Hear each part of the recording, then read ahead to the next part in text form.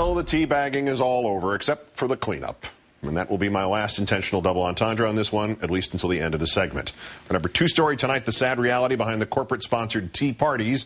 Visual proof that this is not about spending, deficits, or taxes, but about some Americans getting riled up about these things, riled up by the people who cause these things, and finally about some Americans who just hate the President of the United States. According to both the conservative organs, the New York Post and Washington Times, see, there was another double entendre coming. The protests only drew, quote, tens of thousands nationwide, despite relentless 24/7 promotion on Fox News, including live telecasts from several locations, like Fox's Neil Cavuto, caught yesterday off-air estimating his crowd in California's capital at 5,000, and then on-air claiming it might have been 10 or 15,000. Despite Cavuto's live show with radio talker Michael Reagan there, Sacramento police put the crowd at just over 5,000. Quote, I wouldn't say it was among the largest we've seen here, but 5,000 is pretty large for the West Steps. And then there were the protest messages, seething with hate. Cavuto calling that hate bipartisan, quote, they hate Republicans who waste money, they hate Democrats who waste money. That claim put to the test in Pensacola when an unemployed blogger named Jeff accepted an invitation to speak to Florida. Thank you very much. I want to start also by honoring the service of our veterans, our current service members, our Gold Star parents. Thank you so much for what all you've done for this country. I also want to say a little history lesson here. Back in 2000, there was a budget surplus in the country. And during the next 8 years, it was destroyed by the profligate spending of the Bush administration.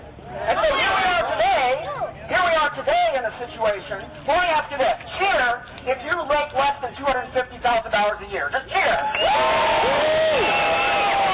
Your taxes are going to be cut under the current budget. Congratulations. I was laid off in September because my employer had to make budget cuts. That was before the election, okay? So let's remember that if you're going to argue about lower taxes and less spending, to place the blame where the blame belongs, and that's squarely in the hands of the Republican Congress until 2010 and the Bush administration. Congratulations, Pensacola teabaggers. You got spunk. And despite the hatred on display, few of you actually violated the penal code, but teabagging is now petered out. Tain't what it used to be. And when you co-opt the next holiday, 4th of July, try to adopt a holiday food that does not invite double entendres like, you know, Franks and beans. On a more serious note, we're now joined by actor and activist Janine Garofalo. Good to see you. Thank you. You know, there is nothing more interesting than seeing a bunch of racists become confused and angry at a speech they're not quite certain what he's saying. It sounds right to them, and then it doesn't make sense, which... Let's be very honest about what this is about. It's not about bashing Democrats. It's not about taxes. They have no idea what the Boston Tea Party was about. That's right. They don't know their history at all. This is about hating a black man in the White House. This is racism straight up. That is nothing but a bunch of tea-bagging rednecks. And there is no way around that. And, you know, you can tell these type of right-wingers anything and they'll believe it except the truth. You tell them the truth and they become, it's like showing Frankenstein's monster fire. They become confused and angry and highly volatile. That guy caused in them feelings they don't know, because their limbic brain, we've discussed this before, the limbic brain inside a right-winger or a Republican or conservative or your average white power activist, the limbic brain is much larger in their head space than in a reasonable person, and it's pushing against the frontal lobe. So their synapses are misfiring. Is Bernie Goldberg listening? Yes. Yeah, because Bernie might not have heard this when I said this the first time. So, Bernie, this is for you. It is a neurological problem that we're dealing with. Well, what do you do about it, though? I mean, our friend in Pensacola there, who played them like a $3 fiddle, and led them right down the garden path with nothing but facts, and then they went, "Wait a minute, that doesn't sound like Rush Limbaugh." Right. If you can't get them to make that last leap to what are we all doing here? Howard Johnson is wrong. You know, how do you break through that? I don't think you do for most of them. This is it's almost pathological or elevated to a philosophy or a lifestyle. Yeah. And again, this is about racism. It could be any issue, any port in a storm. These guys hate that a black guy is in the White House. But they immigrant bash. They pretend it's taxes and tea bags. And like I said, most of them couldn't probably tell you thing one about taxation without representation, the Boston Tea Party, the British imperialism, whatever the history lesson has to be. But these people, all white, for the most part, unless there's some people with Stockholm Syndrome. Right, and I didn't see them. They were in the back. They weren't near the cameras, which is bad strategy on the part of the people who were staging this at Fox. True. And Fox News loves to foment this anti-intellectualism because that's their bread and butter. If you have a cerebral electorate, Fox News goes down the toilet, very, very fast. But it is sick and sad to see Neil Cavuto doing that. But they've been doing this for years. That's why Roger Ailes and Rupert Murdoch started this venture, is to disinform and to coarsen and dumb down a certain segment of the electorate. But what is really... I didn't know there were so many racists left. I didn't know that. Because as I said, the Republican hyphen, the conservative movement has now crystallized into the white power movement.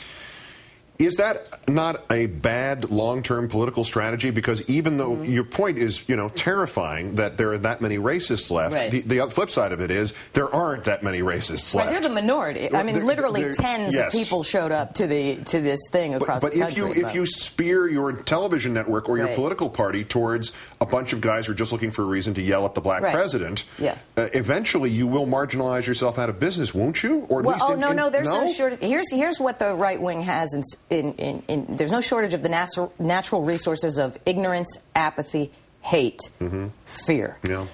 As long as those things are in the collective conscious and unconscious, the Republicans will have some votes. Fox News will have some viewers. But what else have they got? If they didn't do that, who's going to watch? You know what I mean? They have tackled that elusive clam. I said clam.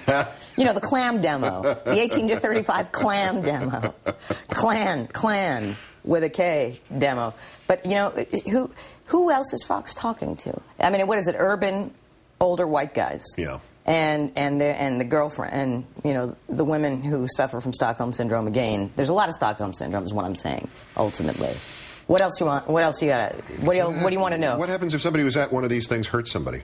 Oh, that is an unfortunate byproduct since the dawn of time of a volatile group like this, of the limbic brain. Violence, unfortunately, may or may not ensue. It's like I said, the Republican Party now depends upon immigrant bashing and hating the black guy in the White House. Will people act on that? It's not new. But, Fox doesn't mind fomenting it. Michelle Bachmann doesn't mind fomenting it. Glenn Beck doesn't mind fomenting it. Lou Dobbs, oh, man, he sure doesn't mind. But this is their... What have they got if they don't have this? You know what I mean? It's like an identity politics of the worst kind. They'd have peace in our time. Is Bernie still listening?